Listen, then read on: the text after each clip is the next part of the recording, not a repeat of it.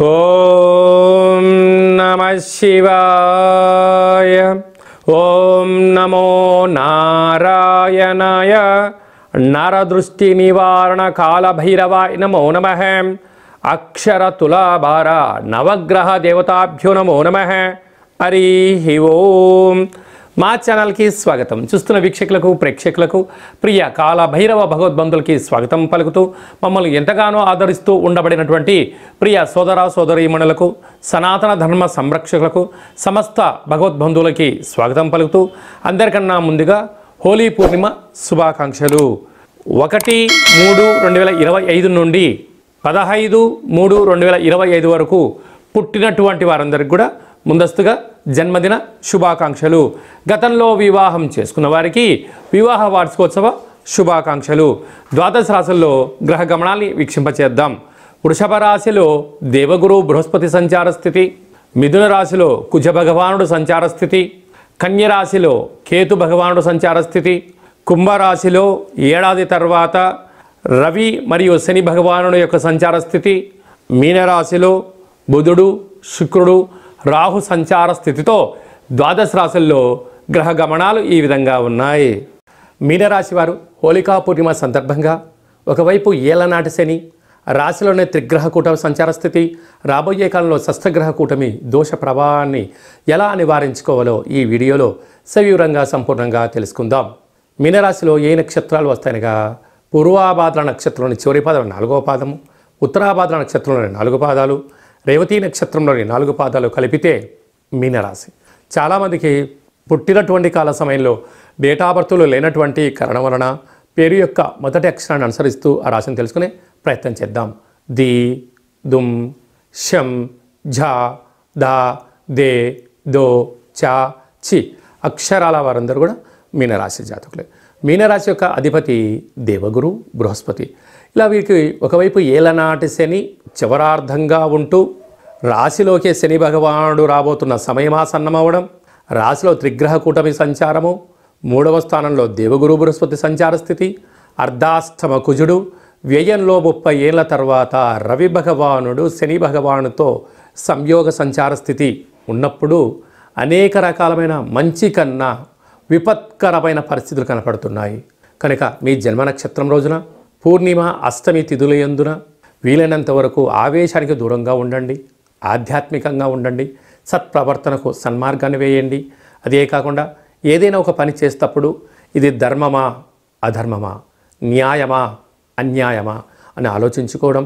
ఇన్ని రోజులు ఏదోలాగా గడిచిపోయింది, కానీ వ్యయంలో 30 సంవత్సరాల తర్వాత శని భగవానుడు రాశిలోనే మూడు గ్రహాలు షష్ఠగ్రహ కూటమి రాశిలోనే రాబోతుంది అనగా రాబోయే కాలము గడ్డు కాలం ఉంది అని చెప్పి బాగా గమనించాలి.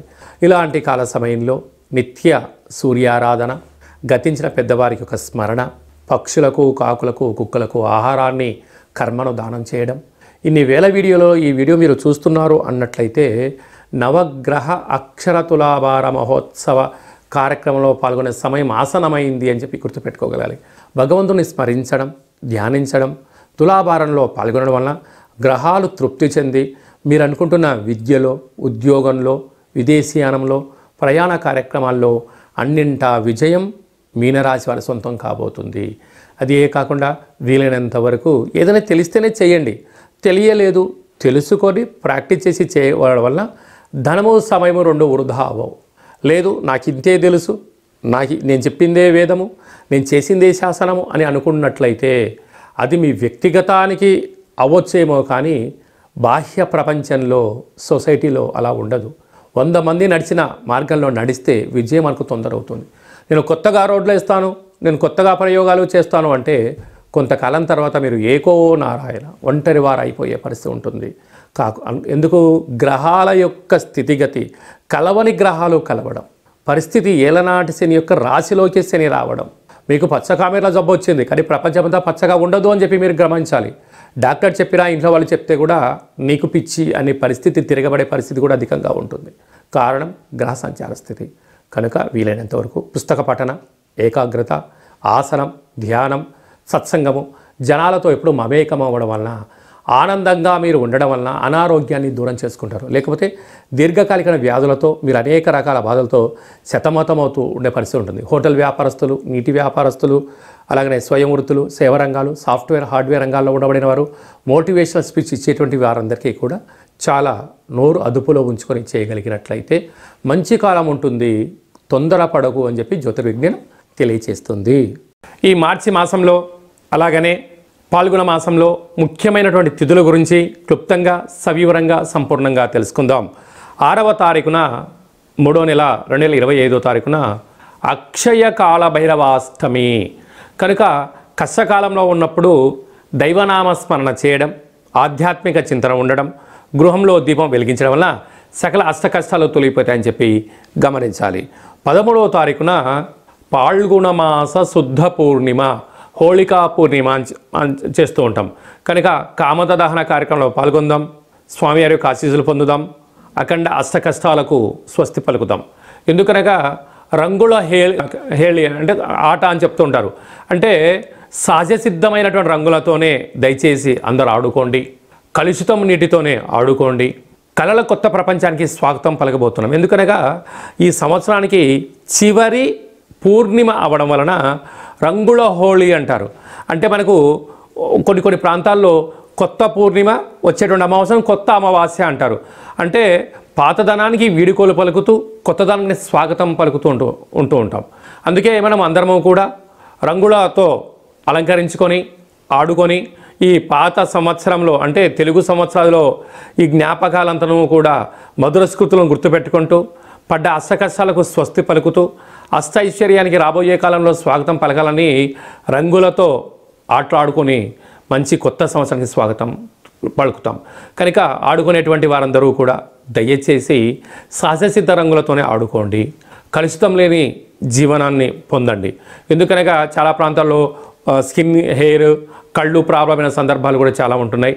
దయచేసి ఎవరు కూడా పండగ పూట బాధపడకూడదు అనేటువంటిది మన సనాతన ధర్మం. అందరూ క్షేమంగా ఉండాలి, అందరూ ఆరోగ్యంగా ఉండాలి.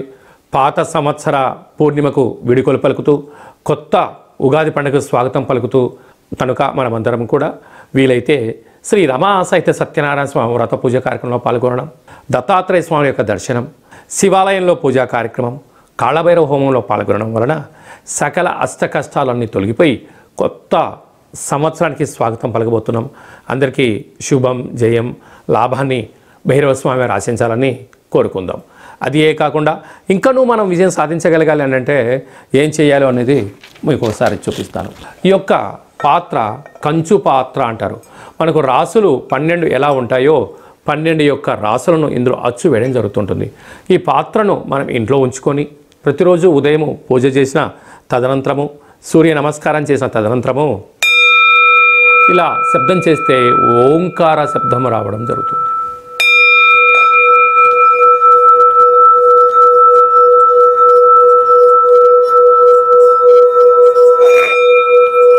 ఈ శబ్ద తరంగాన్ని ఇంట్లో సృష్టించడం వలన, ఓంకార శబ్దం వలన ఇంట్లో ఉండబడినటువంటి జ్యేష్ఠాదేవి అనగా దరిద్ర దేవత బయటికి వెళ్ళడం, లక్ష్మీమాత గృహంలోకి గళ్ళు గళ్ళుమంటూ రావడం జరుగుతుంది. కనుక ఈ కాళభైరవ స్వామికి అక్షయపాత్ర, కాళభైరవ స్వామికి పిరమిడ్లు, డాలరు, కంకణము మీకోసం ప్రత్యేకంగా కాళభైరవ హోమాన్ని చేయించి వీడియో కాల్ ద్వారా చూపించి 27 రకాల వస్తువులతో దిష్టి తీయించడం జరుగుతుందని చెప్పి కూడా గమనించాలి. అలాగే మనం నవగ్రహాల చేత బాధపడే వాళ్ళమందరము కూడా ఓ చిన్న రెమెడీ పరిహార కార్యక్రమాన్ని కూడా ఏర్పాటు చేయడం జరుగుతుంది. కళౌ వెంకటేశ్వర అంటారు. అంటే కలియుగ కాలంలో వెంకటేశ్వర స్వామిని స్మరించిన, ధ్యానించిన యోగదాయకం అని చెప్తారు. కనుక గ్రహదోషాలు, సకల దోషాలు తొలగిపోయి వాటిని నశింపజేసే శక్తి భగవంతుడికి ఉంటుంది. అలాగని మనకు ప్రతి నెలలో మనకు ఆదివారము, సోమవారము, మంగళవారం అని చెప్పి 4 మంగళవారాలు, 4 శనివారాలు లేక 5 సోమవారాలు వస్తూ ఉంటాయి. ఇలాంటి కాల సమయంలో ఆదివారం పూట సూర్య భగవానునికి స్మరించడం, 27 సార్లు నామాన్ని వ్రాయడం, సోమవారం పూట చంద్రుని స్మరించడం, 27 నామాలు వ్రాయడం. ఇలాగ వారంలో 7 రోజులకు 9 గ్రహాలకు నామ ఇతి మంత్రియత అంటే నామాన్ని స్మరించడం, నామాన్ని వ్రాయడం వలన భగవంతుడి యొక్క ఆశీస్సులు మన మీద ఉంటాయి. ఈ ఆదివారం రాసినటువంటి పత్రాలను మన యొక్క దేవాలయంలో నవగ్రహ తులాభార, అక్షర తులాభార మహోత్సవ కార్యక్రమాన్ని ఏర్పాటు చేయడం జరిగింది. ఒకవైపు సూర్యభగవానుణ్ణి త్రాసులో కూర్చోబెట్టడం, మరోవైపు మనం రాసిన అక్షర పత్రాలను అందులో ఉంచి తులాభారం చేయడము, ధాన్యంతో తులాభారం చేయించి వీరందరికీ ప్రత్యక్ష ప్రసారాన్ని ఏర్పాటు చేయడం జరుగుతుంటుంది. కనుక కేవలం ఒక 108 నామములతో మనము రాసి మీరు పంపించినట్లయితే, ఈ రాయాలి అనుకుంటున్న వారందరూ కూడా ఈ కింది నెంబర్ సంప్రదించినట్లయితే ఈ రాసే పత్రాలను వాట్సాప్ ద్వారా కానీ కొరియర్ ద్వారా కానీ మీకు అందజేయడం జరుగుతుంది. రాసిన తర్వాత మళ్ళీ ఫోటో తీసి వాట్సాప్లో పంపిస్తే సూర్యగ్రహ దోషం ఉన్నప్పుడు సూర్యగ్రహ తులాభారంలో, శని భగవాను యొక్క దోషం ఉన్నప్పుడు శని భగవాను తులాభారంలో ప్రత్యక్ష ప్రసారాన్ని వీక్షింపజేయచ్చు, భగవంతుడి ఆశీస్సులు పొందగలరు అని చెప్పి ఒక చిన్న విన్నపం. ఎందుకనగా ప్రతిరోజు నిత్య నైతిక కార్యక్రమంలో 5 నిమిషాలు భగవంతుడి కోసం కేటాయిద్దాం, గ్రహ దోషాలు తొలగించుకుందాం, ఐశ్వర్యానికి ఆనందానికి స్వాగతం పలుకుదాం అనేటువంటిది చిన్న విన్నపం. అలాగనే మీ వ్యక్తిగత జాతకం తెలుసుకోవాలనుకుంటున్నారా? మీరు పుట్టినటువంటి తేదీ, నెల, సంవత్సరం, సమయం రాసి మీరు వాట్సాప్లో పంపించగలిగినట్లయితే 100 సంవత్సరాల జాతకాన్ని సవివరంగా సంపూర్ణంగా వ్రాసి పంపించి మీరు పుట్టినప్పుడు గ్రహ గమనాలు ఎలా ఉన్నాయి, ప్రస్తుతం ఎలా ఉంటున్నాయి, రాబోయే కాలంలో ఎలా ఉండబోతున్నాయో సవివరంగా తెలియజేయడం జరుగుతుంటుంది. మన దగ్గర అదే కాకుండా డేటా ఆఫ్ బర్త్లు లేనటువంటి వారికి మీ పేరు యొక్క మొదటి అక్షరాన్ని అనుసరిస్తూ రాశిని తెలియజేస్తూ రాశి యొక్క స్థితిగతులను మీకు తెలియజేస్తూ రమణ శాస్త్రం ద్వారా అనగా కాళ్ళ భైరవ ఉపాసన చేత గవ్వల ద్వారా భూత భవిష్యత్ వర్తమానాన్ని తెలియజేయడం జరుగుతుంది.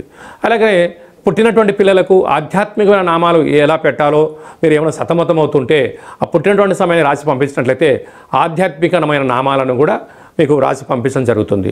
అలాగనే ప్రేమికుల మధ్య విభేదాలు కానీ, భార్యాభర్తల మధ్య ఆటంకాలు కానీ స్వల్పంగా ఉన్నప్పుడు చిలికి పెద్దగా చేసుకొని పోలీస్ స్టేషన్లు గొడవలు అంటూ విడిపోయే పరిస్థితి అలాగా తెచ్చుకోకుండా సమస్య ఎందుకు వస్తుంది, వాటిని నివారించడం ఎలా అనే విషయాన్ని తెలుసుకున్నట్లయితే మనం సంపూర్ణమైనటువంటి స్వామివారి యొక్క సేవలో ఆధ్యాత్మిక చింతనగా ఉంటూ దైవనామాన్ని స్మరించడం వలన మిమ్మల్ని అద్భుతమైనటువంటి ఈ కష్టాలకు స్వస్తి పలికి ఐశ్వర్యం స్వాగతం ఎలా పలకాలో తెలియజేయడం జరుగుతుంది.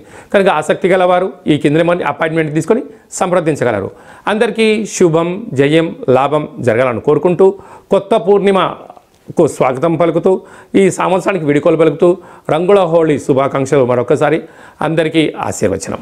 శతమానం భవతి శతాయు పురుష సతేంద్రియ ఆయుష్యేవేంద్రియే ప్రతితిష్టతి. ధనం ధాన్యం బహుపుత్రలాభం శత సంవత్సరం దీర్ఘమాయు. సర్వే జనా సుఖినో భవంతు, లోకా సమస్తా సుఖినో భవంతు. సర్వం నవగ్రహ దేవత అక్షరతులాభార దేవతార్పణమస్తు. హరి ఓం. ఈ వీడియో మీకు నచ్చినట్టయితే లైక్ చేయండి, షేర్ చేయండి, మా ఛానల్ని సబ్స్క్రైబ్ చేసుకోండి. మేము చేస్తున్న ఆధ్యాత్మిక వీడియోలు అందరికన్నా ముందుగా మీరు వినాలి అనుకుంటున్నట్టయితే ఆలనా బటన్ తెలియచేయండి. ఈ యొక్క వీడియోని భగవద్బంధులకు, మిత్రులకు, స్నేహితులకు చేరవేసి వారి క్షేమం గురించి కూడా మీరు ఆలోచించే ప్రయత్నం చేయండి. సర్వత్రా శుభం, జయం, లాభం కలుగుతుంది.